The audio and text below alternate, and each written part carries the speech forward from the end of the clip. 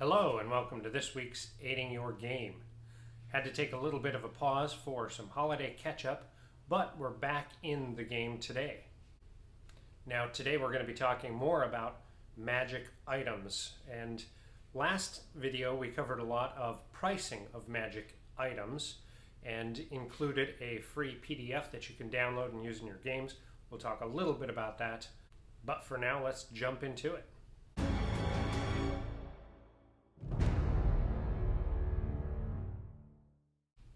Now, before we get into the video itself, please make sure go down, give us a thumbs up. Also, subscribe to help us grow and reach new audiences. If you want to see when we're posting new content, be sure to ding that bell and leave a comment of content you'd like to see us cover on our channel. Now, in the last video, we went through and talked about magic prices. I put together this little free PDF called Markets of Magic that you can get on DM's Guild. We'll have a link down in the description. At the time, I wanted to get it up for the Maven of the video, so I have not yet got all the illustrations on that upload. But I am currently working on that and hope to have the illustrated version replace the current unillustrated version right away. But with that being said, it does contain a lot of good information for magic markets that you can drop right into your campaign, regardless of whether you're playing on the Sword Coast or in your own campaign world. There are 5 markets that you can have your players engage with right away. They've got inventory as well as pricing for magic items, and depending on the type of campaign you're going, there are opportunities to use it for standard magic fare, high magic worlds, low magic worlds or areas, and even at the video requesters' desires, a extremely cheap magic market. So I hope you enjoy, I hope you take the time, download, let me know what you think, and we hope to continue to bring you more materials like Markets of Magic soon. Now, with the Markets of Magic, I received a few emails talking about the differences in magic prices and magic items, and some comments on some of the items that I put into the inventory in the different shops that we built. So, talking about magic items, especially when you're talking about high magic items, and we covered this a little bit in the last video, but if you're running a campaign where there is a high magic and high saturation of magic items, how quickly and how often and how powerful do you as the GM put magic items in your character's possession, or at least have it be a part of their adventuring campaign? So again, going into the rules, which the guideline is there for us to start and follow and adapt and change as we want and need. The rules, especially if you follow in Xanthar's, have a great chart to show what amount of magic items a standard party should have through each level, through each tier, and in the adventuring campaign as a whole, if you were to take them from 1st to 20th level. So from that chart, we can get a lot of information, starting with a standard party, generally 4 to 6 adventuring characters. Let's look at that chart and dive in a little bit on the chart and what that means for each character. So the first chart talks about magic items awarded by tier. This gives us a great breakdown on how many magic items by level tier the party should receive. Now remember, this goes back to the basic guidelines. An average party is 4 characters.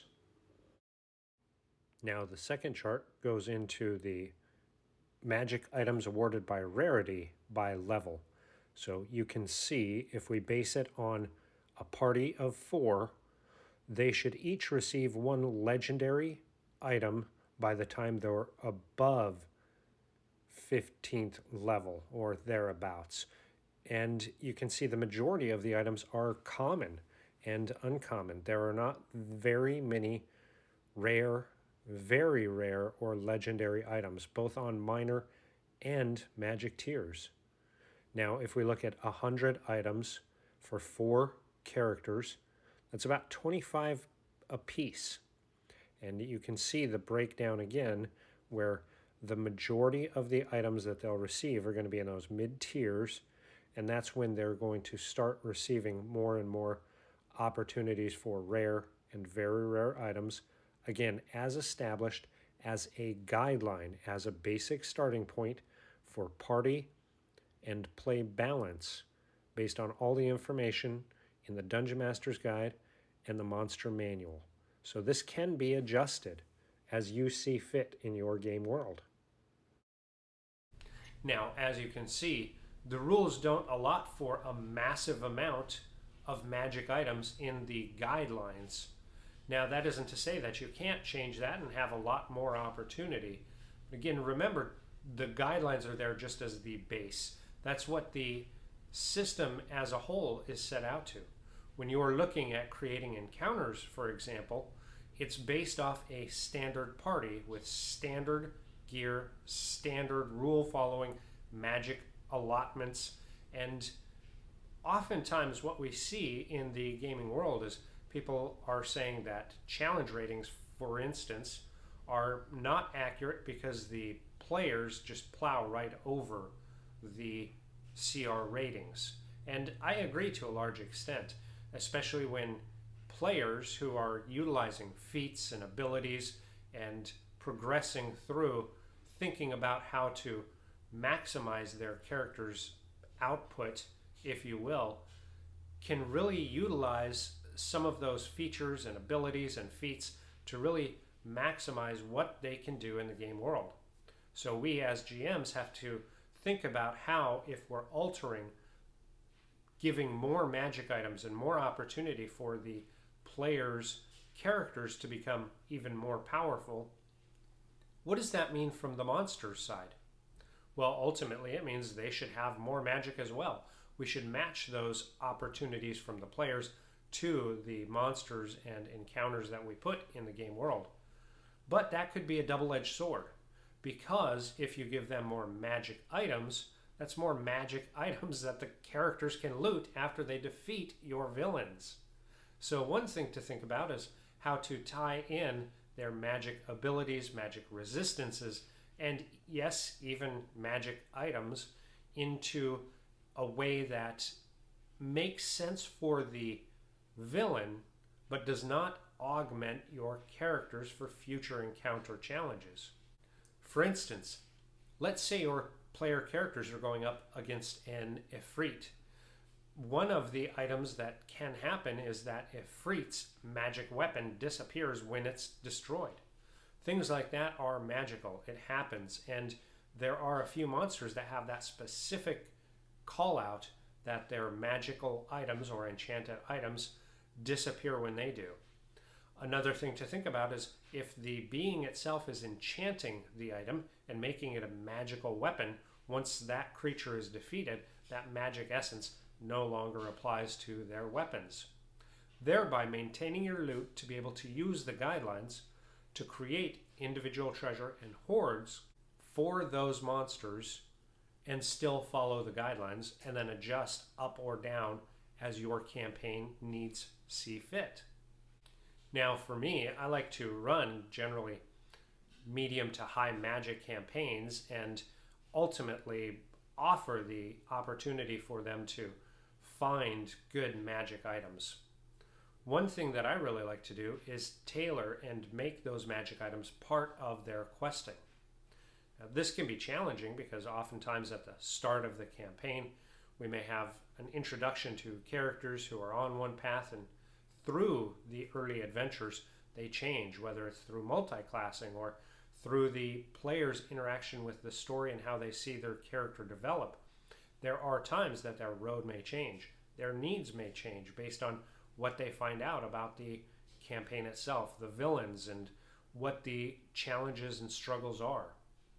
Utilizing magic items as quest items is a great opportunity to, one, have those magic items available, but two, make them earned, rather than having a character just go in and buy a magic +3 sword and +2 plate armor.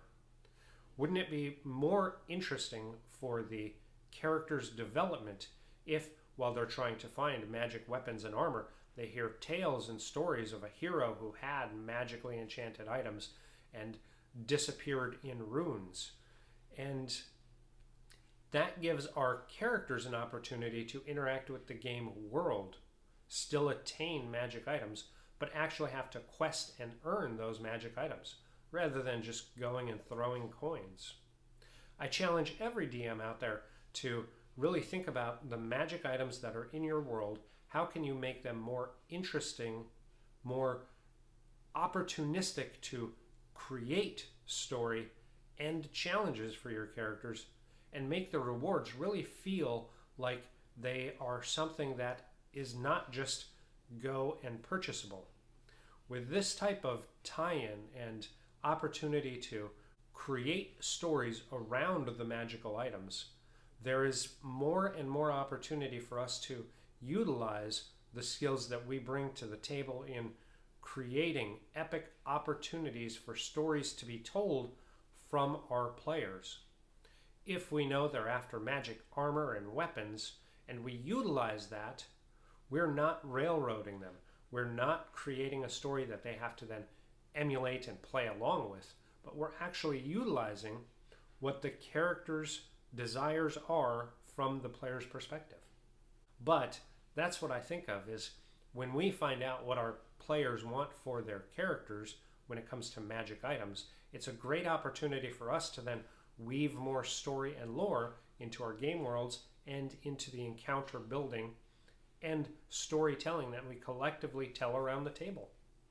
Now, that's not to say that you shouldn't have magic shops or stay away from magic shops, but going by the guidelines, it does say that magic items are kind of few and far between and more sought after. So magic shops, in my opinion, could be something where maybe they don't have fantastic stock. They've got a few potions and scrolls and maybe a couple of minor items, but they should be looking for magic items. After all, that's what they specialize in. Why not utilize those opportunities when the characters go in to buy health potions and look at what they have for magic weapons and armors, have a lot of mundane things, and utilize that NPC of the shopkeep, whoever that may be, to push the characters to not only acquire and quest for magic items, but to bring them to them so that they can either collect them or sell them. What a great opportunity to introduce a recurring, interesting NPC who ultimately could be twisted into a villain. There are so many opportunities when you have things like that occur to where you're able to present the character's needs as a way to gain opportunities in the future. Again, I'm not saying that every game should run the way that I run my games or the way that I view interpretation of the guidelines and the rules. What I'm saying is look for opportunities to build better and better story opportunity. For me, that's what it's all about. The story is the main focus of my games. So story and how I can create story and make the characters the epic heroes that I view them as in my game world is all part and parcel to me delivering a fun, interactive, and challenging game to my players. When I go through and talk about the game world and talk about how they can manage to acquire some of their wants and needs, the level of magic and rarity of magic is something that I always try to express very clearly. I don't want any of my players to assume that they can, at level 1, go into a magic shop and buy +1 and +2 armor. Though there are occasions where I do it because of story opportunities, because it leads to something that I'm going to utilize in the story. In one case, it's a recurring NPC where ultimately the NPC is kind of using the characters to gain more and more clout so that they can leave the trade business and enter into a magic school. Regardless of how many magic items, how many magic shops, how many magic patronages you put into your games. It's not going to be wrong. Just know that what you put in initially, you will have to play with and maintain throughout. If you're looking at longer campaigns, make sure to allow those campaigns to go a long time without you getting frustrated, burnt out, and just absolutely gobsmacked by your players being able to completely decimate everything in their way. Utilize the opportunities in front of you as GM in creating and populating your world with not only creatures, NPCs, but also items and magic items. Utilize it to your advantage to where you can create the type of gaming atmosphere and game system that you want to have your players experience with you. Of course, you do need to make sure that you let them know initially what type of game it's going to be, how often they're going to be leveling, what types of magic items are or aren't allowed. You want to have those, of course, in your early discussions. If you've already started a game and you want to kind of hit reset, also make sure you're communicating that. Let them know why. Oftentimes, players will empathize with the DM and say, yeah, you're right, we absolutely have game-breaking opportunity that you gave us, so a reset might not be bad, and see how it goes. But ultimately, the level of magic and magic items in your game is up to you, but I really encourage you to start at the guideline. Once you utilize that for everything across the board, from CR ratings, magic item allotment, treasure allotment, and character progression, building your system out accordingly, equally, and above all, consistently across all of the guidelines is going to help you GM the game in a way that's going to be easier to maintain and consistent for you to manage and prepare and follow up with. And of course, make sure you go and download the free copy of Markets of Magic. Let me know what you think about it. If you like the content, I'm happy to create more. I just need to know what type of information you're interested in seeing and what we can put together on the quick for you to utilize in your games. I hope you enjoyed that video. Here's a link to another video that you may enjoy. Also, make sure you hit that subscribe button to help us grow. If you'd like to support us, make sure you check out the description of the video with some links and leave a comment to let us know where will your adventures take you.